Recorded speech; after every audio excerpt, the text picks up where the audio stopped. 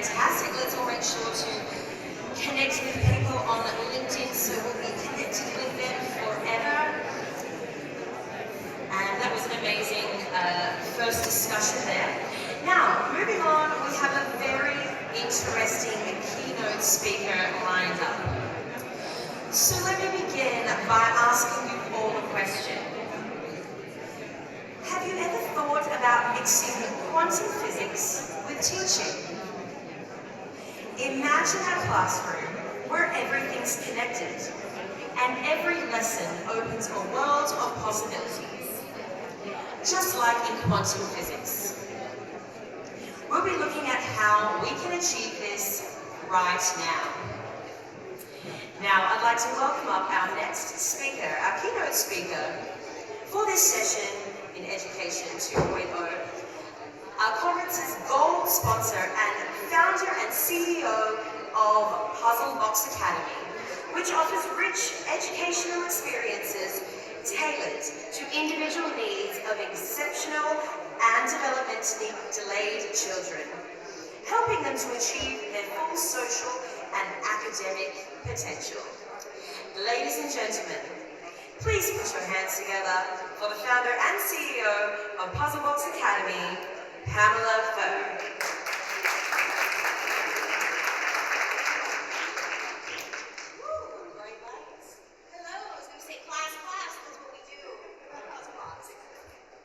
I'm a little vertically challenged, but I have a very loud tone. So, hello, ladies and gentlemen. I'm going to walk and talk because that's just how I teach a class. Can I get the...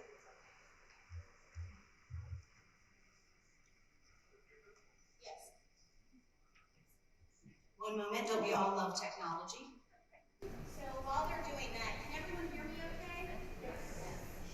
So why am I here speaking to you? For the last 10 years, I have been in the trenches, we just had our military representatives up here, dealing with children that are listed as neurodivergent. I call it the applicants. So I specialize in, oh, I don't like this. I'm going to end up here. Your media people will not like me by the time that's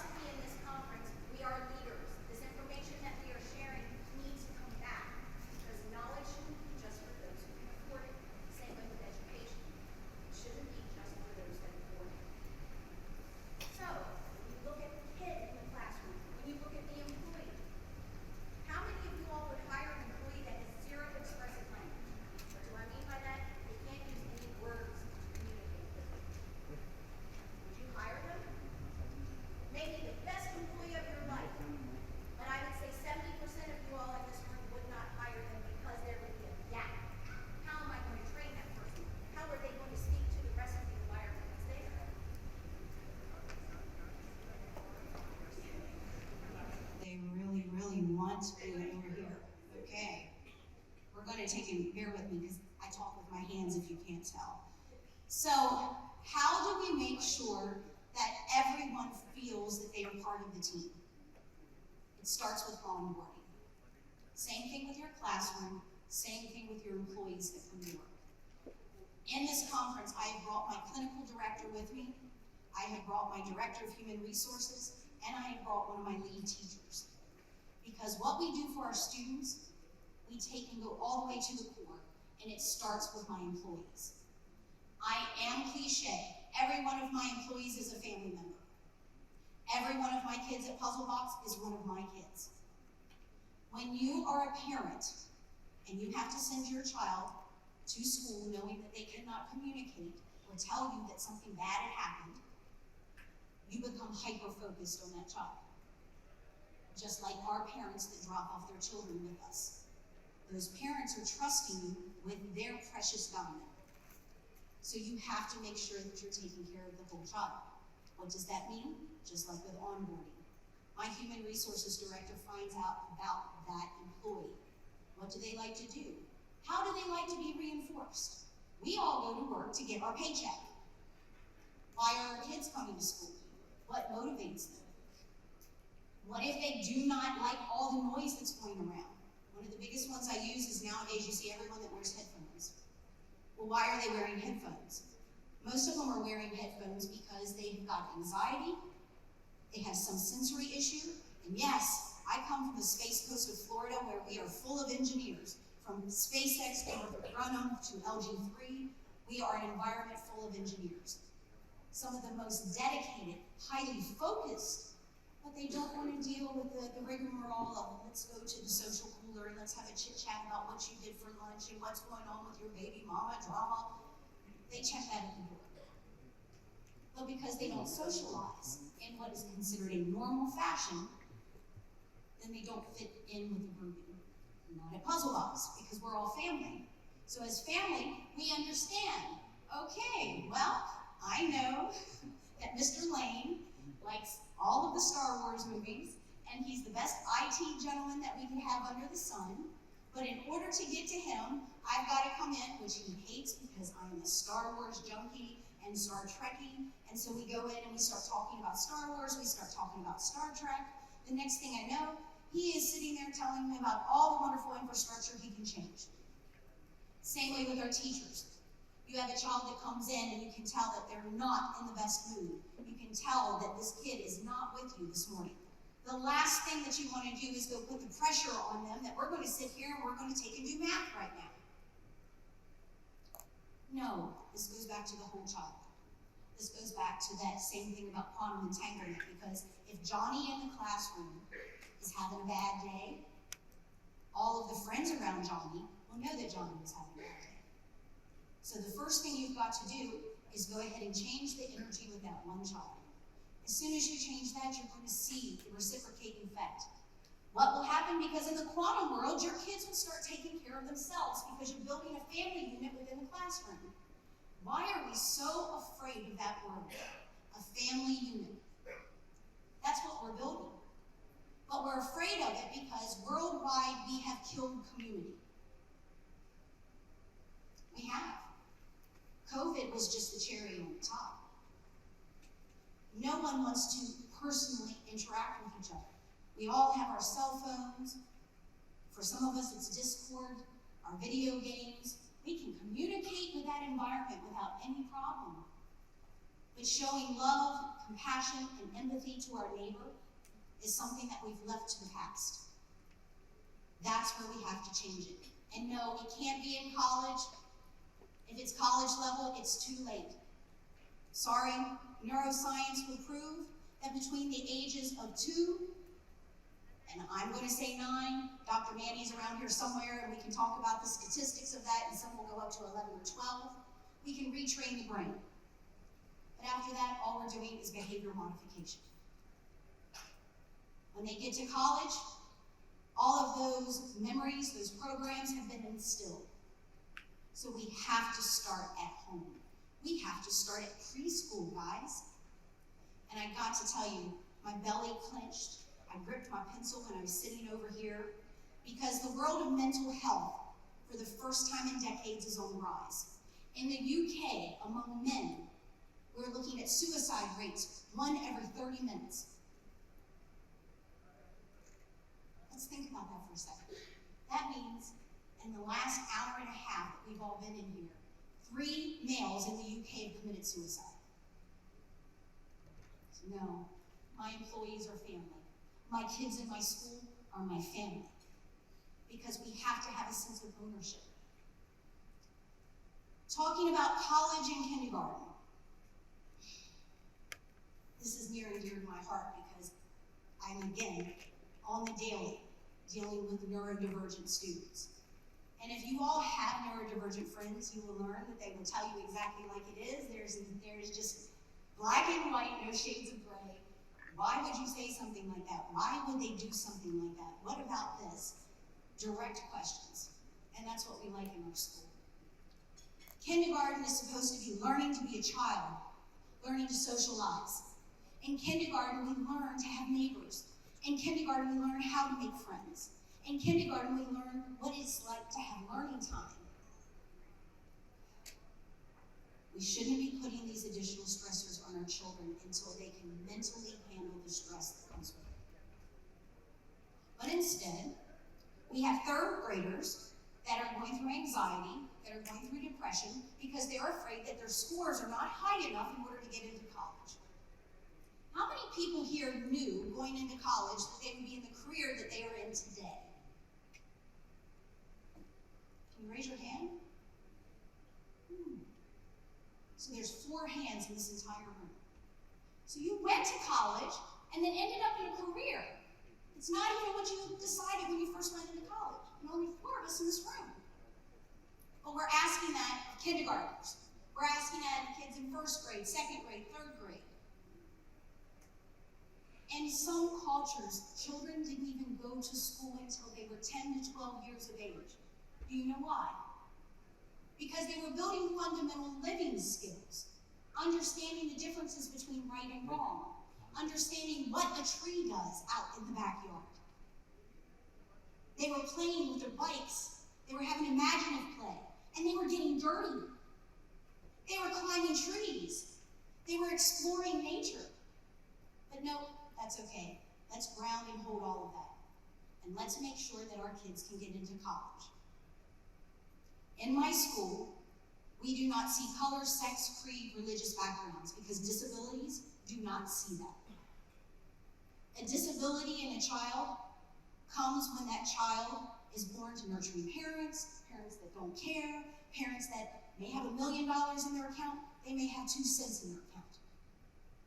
Disabilities are the biggest non-binary friend in our atmosphere right now. And I say that because I have got students, and right now I can tell you before this last school year, we were at almost 1,500 that have gone through in the last 10 years.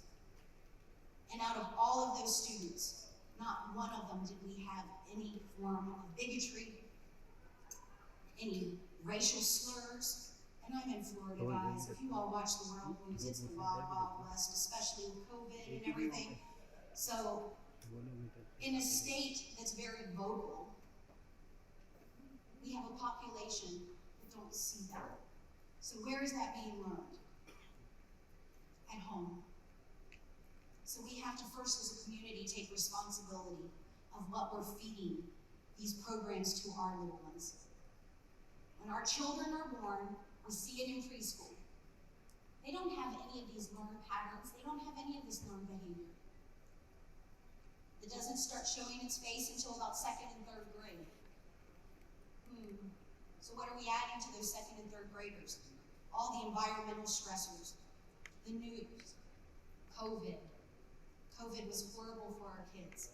It was absolutely horrible because it's so much fear-mongering. And whether you believed it, whether you didn't, whether you got the vaccine, whether you didn't, we got to see it as essential personnel on how that affected our children. And our children were scared. They were scared because they were feeding off the energy of the adults that were around them. Just like children that do not speak. When children do not speak, I have to teach parents that it doesn't mean they're not learning. Some of our most intelligent children didn't speak until they were later in life. I have one of them right now who is 2 weeks in from getting his associates in psychology. My personal favorite, my North Star, the reason I'm doing everything I'm doing. So my son graduates from Liberty University at the end of this month with his associates in psychology. He didn't speak to the community until he was 6 years old. And I didn't have the knowledge then that I do now. So I was, man, as my Beijing partners like to call me, I was a tiger mom. I did not treat him that he had a disability. I expected him to be just like everyone else. He just learned a little slower, and I had to homeschool after public school and go through everything all over with him. But guess what? Now he's out there and he tells me, he was like, Mom, I have to be a psychologist. And I was like, why? And he was like, because autistic kids need autistic doctors. And I asked him, I said, Loki, why? Why can't we just go to a regular doctor? Because they don't understand us. Well, that's kind of right, because most of the doctors are not trained in the world of autism. They're not trained in neurodiversity. They're not trained in biomedical services. They're not trained in what goes into the gut, goes into the brain. These are all things that, as a community, we can help. And it doesn't mean just throw a pill at it. I can talk to you at the booth about that for hours, but I've got 7 minutes left. So, what are our goals as educators? Recognizing the potential in every student. Because not every student is supposed to go to college. Tradesmen, we need plumbers, we need electricians. I have a Tesla. I need somebody to work on my Tesla because it won't work for me. Everyone in here, air conditioning, refrigeration. These are wonderful skills, and why they have not been put on the pedestal where college has is an undertaking as a community. Because if you cannot turn on your car to get to work, how are you going to get to work? If you can't turn the electricity on to get onto the internet, how are you going to do that? We have a big thing that we do when our first graders come into class, and I ask them, I said, do you know where bread is made? Yes, it's in the truck and it comes to the grocery store. Okay, well, what if the grocery store didn't have a truck run? And they all look at me like, Miss Pam, what are you talking about? The Publix, and that's our grocery store in Florida. We just go to the Publix. And I'm like, well, what if we don't have a Publix? What are we going to do? And they all look at me stumped. And so we bring the yeast in and we start growing the bread and we show them, and oh my goodness, ooh, bread really comes from something like that? Oh, it doesn't automatically come sliced? This is just showing you the gap in things that most of us in this room were blessed enough to experience in our education system. But that is all being taken out of the school system for our kids. Art is being taken out of the school system. Music is being taken out of the school system. Transitional living, what we used to call home economics, completely taken out of the school system. These are fundamental skills that we've got to start adding back so that we're not just taking and building robots. The other problem is we've got to teach our kids how to learn and not how to memorize. Standardized testing teaches teachers to teach for a test. But giving children the skills on how to learn new material will go with them forever. In our school, we teach reading, we teach math, and we teach science and social studies. All of our classrooms are homogeneously grouped, not chronologically. So if you have a 5-year-old that's supposed to be in kindergarten, they may be in preschool for their math. But if they can read, they could go all the way up to 3rd grade if needed to, so that they are not hindered for excelling. Why are we hindering children for excelling in certain subjects? Most of our demographic of students will either excel in one and then have some delays in another. So instead, what the normal, typical, traditional model is that chronologically they go with their class. So where are we building Johnny up? He may be reading at a 3rd grade level at 1st grade, but instead we're holding him back. Well, I can tell you, when you hold a child back, behaviors come up because they're bored. A bored child in class, think about all of us sitting here. I know we were sitting here going, oh my goodness, I need to stretch. every 45 minutes, everybody should be stretching and moving. We need mind and body movement. So you're going to see me, I'm going to be popping up all over the place throughout this whole conference. But our children do. I'm 47 years old, and if I can't sit there for 45 minutes, how can we ask a child to do that? And then we penalize the child, because it's the child's problem. The child can't sit there. The other part is perception versus reality. As educators, right now you may have 20 kids in your classroom, and when you have that individualized IEP meeting with a parent and you're going to tell them, oh, well, Johnny needs to be redirected about 15, 20 times, show me the data. Show me the data. Perception versus reality. That same child that you thought that you had to redirect for 20 times during that hour was probably only 5. So again, perception versus reality. The last thing as educators we should be doing is going to parents without data, because then that's your personal influence. You need to have the data so that you can get buy-in with your parents. Fostering connections between them. This is our children. This is where I was talking about quantum entanglement. You need to let the children build their own interpersonal connections in that classroom. Buddy them up. Do a pair system. And if you stop teaching only to the 80% and you actually divide the classroom, you can talk to Ms. Heller here. She's one of our main teachers. It's very easy to do. What are you doing then at that point? You get the kids that are remedial learners that are excited because we're teaching it at their level where they don't feel the pressure. Then those that are in that 80% that thought they were losing the material, well, guess what? They didn't have to raise their hand or be embarrassed. But now they understood the material because you taught it at a lower level. The children that excel, now you're building peers. You're raising those children that were in that 80% up to that top 10%. Because you have now not only given them the remedial knowledge, that base foundation knowledge, now you're actually giving them a hands-on learning. Oh, we're going to learn about a volcano. Let's blow the volcano up. And educators, do not be afraid to make a mess. I have walked into so many classrooms where they've asked for coaching, and I see the teacher hyper-focused on glitter or dots or paper product on the floor. I'm like, well, what classroom did you go to? Make the kids clean it up if they make a mess. What? You make the kids clean up? Absolutely. I'm not going to take care of them for the rest of their lives. If they make a mess playing with Play-Doh, then we're going to stand here for the next 20 minutes until they clean the Play-Doh up. It's okay to teach them those living skills within the classroom. And if that means that the afternoon lesson doesn't happen because the teacher sits in front of the classroom waiting for everyone to clean up, then so be it. Embracing the uncertainty of individual journeys and lead our students to greater engagement and growth. They go hand in hand. Look at the whole student. Don't just look at scores. Don't just look at the age of the child, because I've got 10-year-olds that have the mentality of a kindergartner.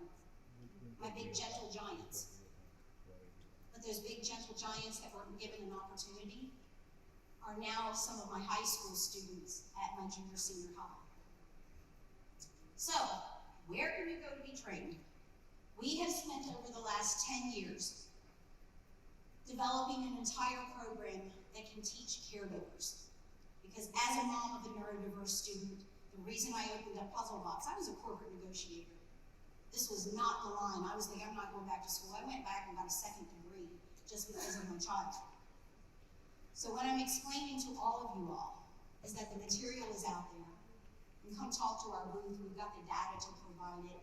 We will come to you. You can come to us and learn on site with all of our students, with all of our staff.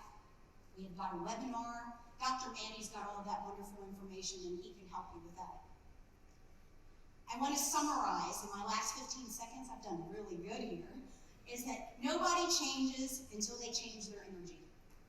Where your focus goes, your energy flows. So pay attention to the child and not just the materials. If you change your energy, you change your life. I've got 22 years of walking the walk, and if you all want to talk to me outside, I can tell you all about it. And the last I'm going to leave with Dr. Joe Dispenza. Your thoughts are incredibly powerful. Choose yours wisely. And that's with everything, whether it's with educating our kids, educating your own kids, or your employees. They need you just as much as you need them. So remember, we're all just family. We're all just community. So thank you guys.